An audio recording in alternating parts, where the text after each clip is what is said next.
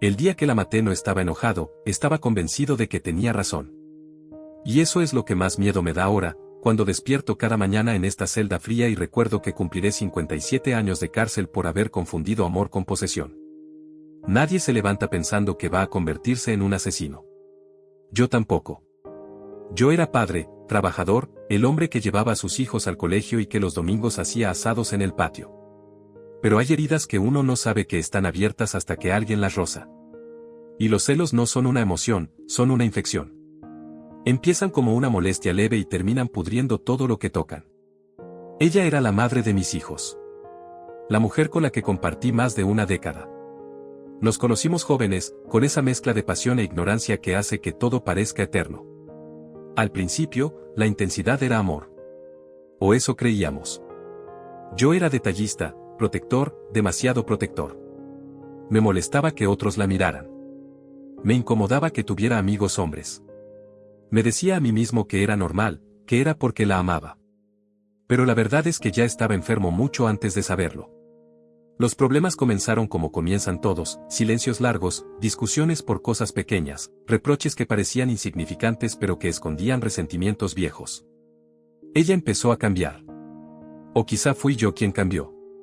La notaba distante, más arreglada cuando salía sola, más reservada con su teléfono. Cada notificación era una amenaza. Cada risa que no compartía conmigo era una traición imaginaria que yo convertía en certeza. Nunca encontré una prueba real de infidelidad. Nunca vi un mensaje que confirmara mis sospechas. Pero en mi cabeza todo encajaba. Y cuando la mente decide construir una historia, encuentra los ladrillos aunque no existan. Empecé a vigilarla, a seguirla sin que lo supiera, a interrogarla con una sonrisa falsa que ocultaba un volcán. Ella me decía que estaba cansada. Que no podía vivir bajo sospecha. Que el amor no era eso. Yo respondía que si no tenía nada que ocultar, no debía molestarse. Así justificaba mi control. Así disfrazaba mi miedo de firmeza. La noche en que todo ocurrió, discutimos por algo ridículo. Un mensaje que apareció mientras cenábamos. Ni siquiera leí el contenido. Solo vi un nombre masculino y sentí que el mundo se partía. La confronté. Ella gritó que ya no soportaba mis celos, que estaba asfixiada, que estaba pensando en separarse. Esa palabra me atravesó como una bala. Separarse. Llevarse a mis hijos.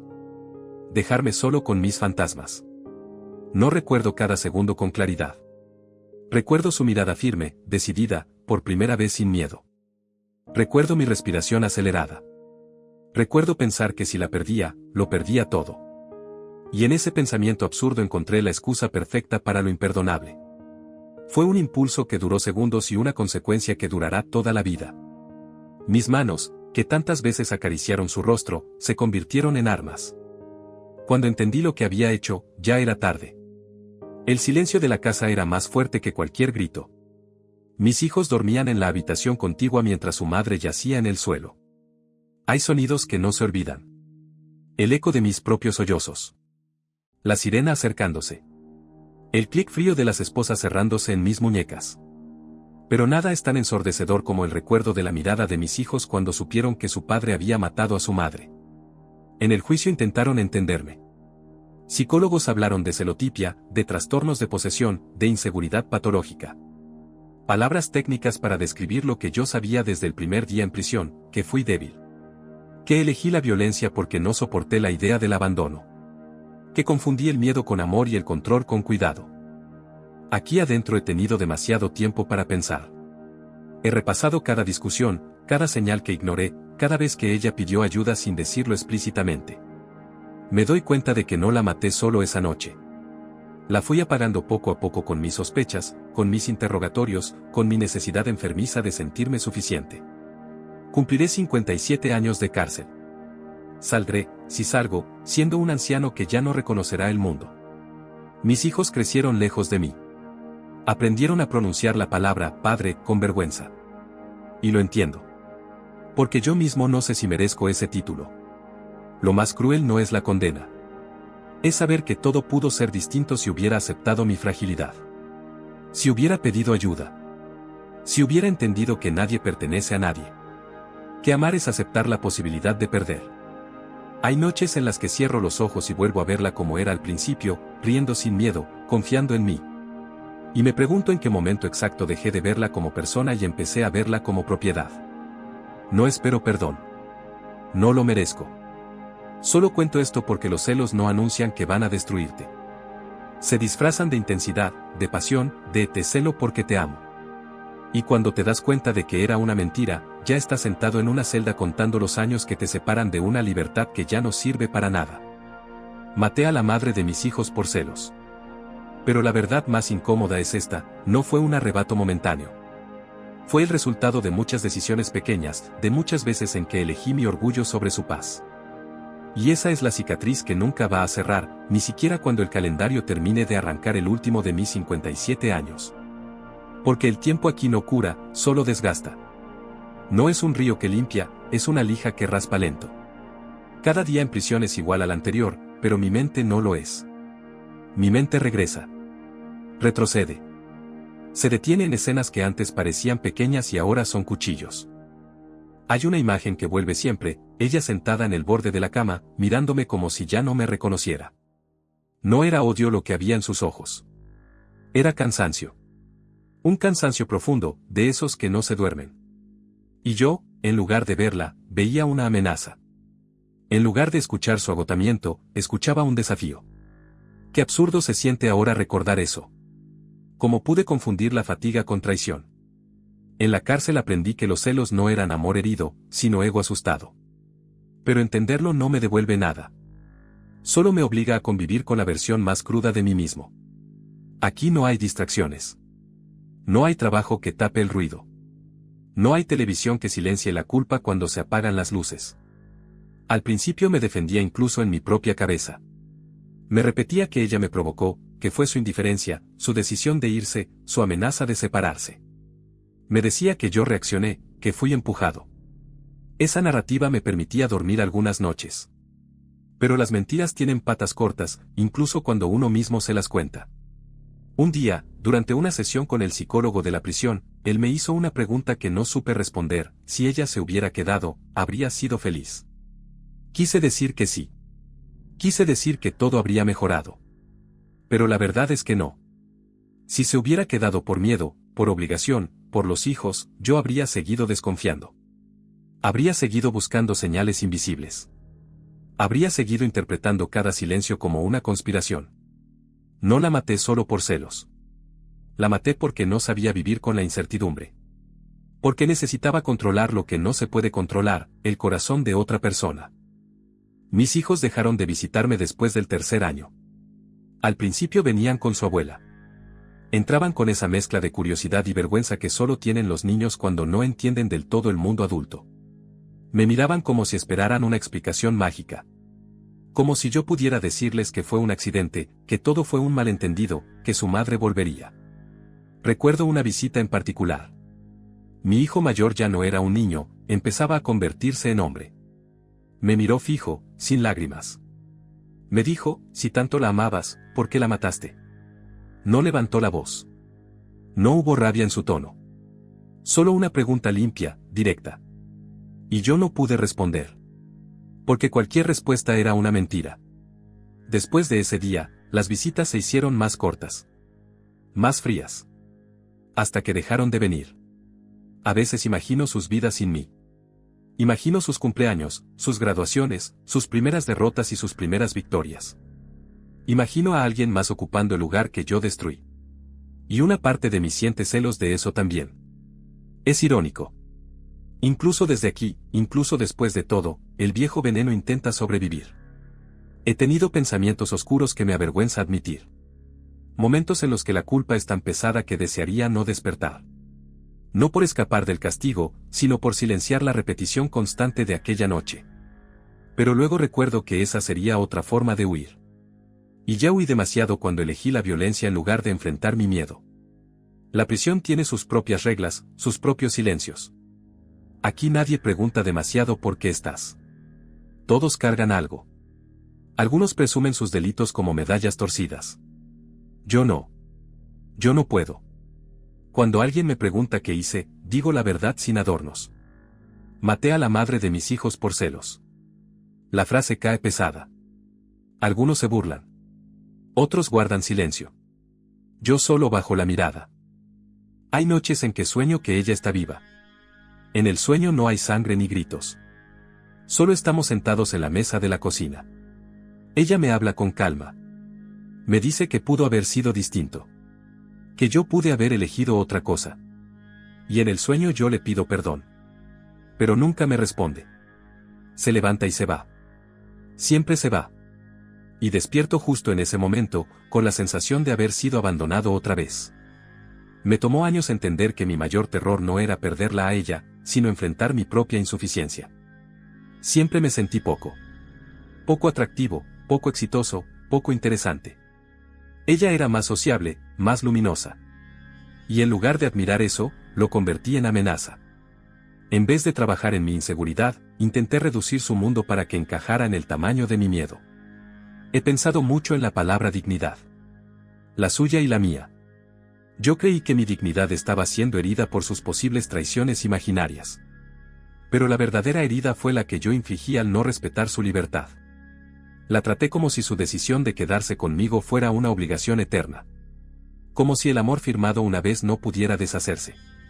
Cuando ella mencionó la separación, sentí que me estaban arrancando algo que me pertenecía. Esa fue la palabra que nunca quise reconocer, pertenencia. No hablaba de nuestra relación. Hablaba de mi mujer. De mis hijos. Todo era mío. Como si las personas fueran objetos que se pueden reclamar. Aquí dentro he visto hombres que hicieron cosas peores. He escuchado historias que superan la mía en brutalidad. Y sin embargo, el dolor no se mide en comparación. Mi crimen es suficiente. Mi culpa es suficiente. Hubo un momento, hace algunos años, en que recibí una carta inesperada. No tenía remitente claro, pero reconocí la letra. Era de mi hija. Ya no era una niña. Sus palabras eran firmes, casi adultas. Me decía que estaba en terapia. Que necesitaba entender qué había pasado. Que quería dejar de sentir vergüenza cuando alguien mencionaba mi nombre. No me insultó. No me maldijo. Solo escribió algo que me atravesó: no quiero convertirme en alguien que ame con miedo como tú. Leí esa frase tantas veces que el papel terminó desgastándose. No quiero convertirme en alguien que ame con miedo como tú. En esas palabras había dolor, pero también decisión. Ella estaba rompiendo el ciclo que yo perpetué. Y esa fue, extrañamente, la primera vez que sentí algo parecido a esperanza desde que estoy aquí. No esperanza de redención para mí, sino de que mi error no se repita en ellos. A veces me pregunto si, en el fondo, la maté porque no soportaba que ella fuera más fuerte que yo. Porque tuvo el valor de decir que quería irse. Porque fue capaz de imaginar una vida sin mí. Y yo no fui capaz de imaginar una vida sin ella. Esa asimetría me enfureció. Me hizo sentir pequeño. Y en lugar de aceptar mi pequeñez, intenté destruir la fuente de mi inseguridad. La culpa tiene etapas. Primero es negación. Luego es rabia. Después viene una tristeza densa que parece no tener fondo. Y finalmente llega algo más silencioso: aceptación. No aceptación del crimen, sino de la responsabilidad total. Sin excusas. Sin condiciones. He llegado a un punto en que ya no me pregunto por qué lo hice buscando justificación. Me lo pregunto para no olvidar. Para no suavizar la historia. Porque el peligro más grande sería convertir mi crimen en una anécdota lejana. Y no lo es. Está vivo en cada respiración. Hay días en que me siento reconstruyéndome. Leo. Escribo. Trabajo en la biblioteca de la prisión. Intento entender mis patrones, mis detonantes, mis heridas de infancia que nunca atendí. Descubrí que crecí viendo a mi padre controlar a mi madre. Que normalicé los celos como prueba de amor. Que confundí intensidad con compromiso. Pero entender el origen no borra el resultado. He tenido la fantasía de que algún día mis hijos vuelvan a visitarme. No para perdonarme. Solo para mirarme sin odio. Para verme como un hombre que falló y lo reconoce. No sé si eso ocurrirá. Tal vez no debería ocurrir. Tal vez su sanación depende de mantener distancia. El clímax de mi condena no fue la sentencia del juez. Fue el día en que dejé de culparla a ella incluso en mis pensamientos más secretos. El día en que entendí que, aunque hubiera sido infiel, cosa que nunca comprobé, nada justificaba lo que hice. Ese fue el punto sin retorno real. Cuando la última excusa murió. Desde entonces, mi castigo cambió de forma. Ya no es solo la prisión física. Es la conciencia clara. Es saber que arruiné la vida de mis hijos. Que les robé a su madre.